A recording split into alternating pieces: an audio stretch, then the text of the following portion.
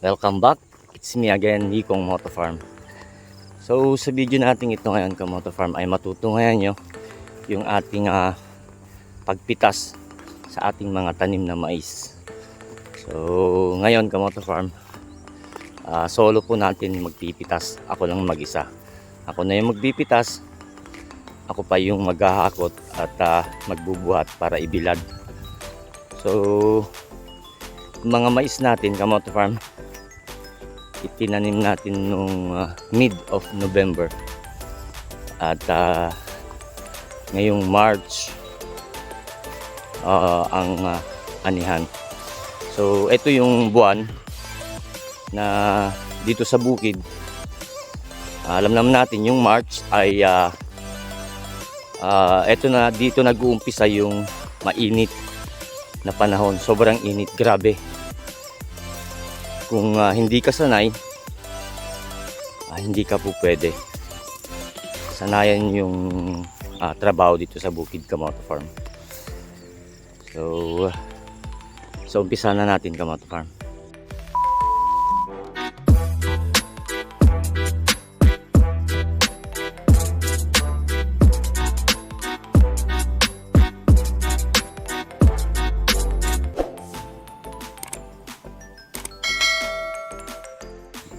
So dito ka Moto Farm yung ating pipitasan.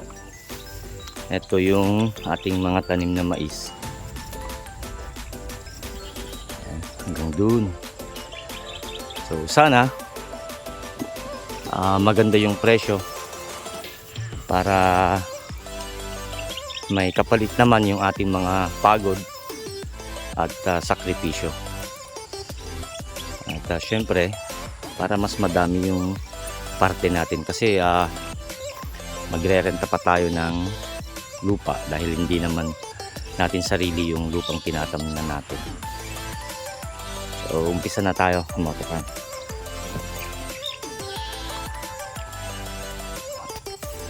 So ito ka Moto Farm, may gamit tayong pantusok para mas madali yung matanggal yung balat ng mais.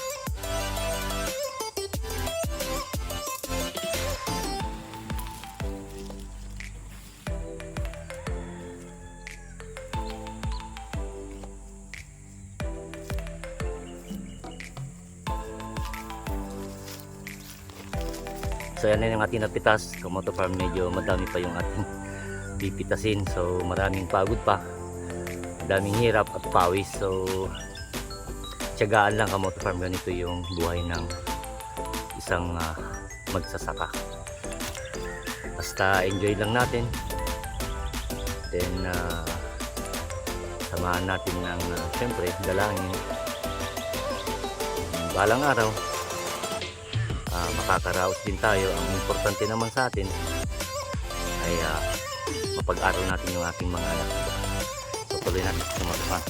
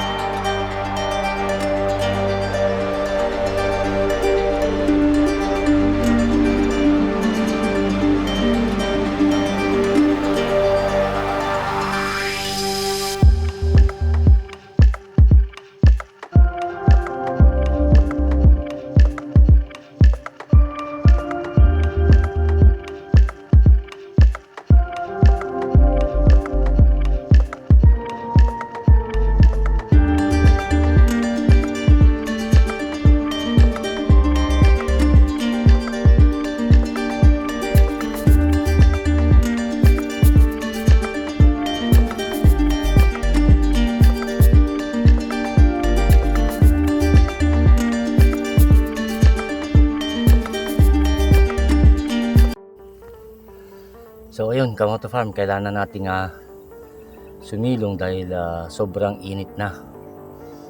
So siguro dito na muna natin tatapusin yung ating video, Kamoto Farm, at natunghayan nyo naman yung pagpipitas ng mais at kung gaano kahirap ang isang maging farmer. So sa lahat ng tulad nating farmers dyan, shout out po sa inyo, saludo po ako sa inyo.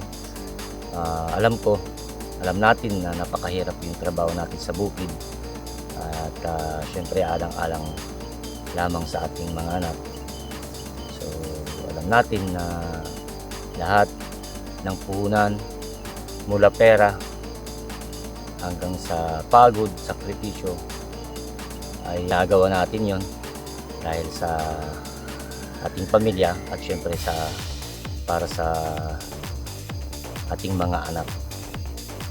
So saludo po ako sa inyo, sa tulad kong mga farmers at sa mga anak ng farmers na nag-aaral Kamoto Farm. Kung mapapanood po nyo itong video nito ay mag-aral kayong mabuti. Hindi namin kagustuhan na maging ganito kayo sa aming sitwasyon ngayon dahil napakahirap. Mag-aral kayo mabuti dahil yan lang yung aming papamana sa inyo. So yun lang sa mga anak ng tulad kong farmers.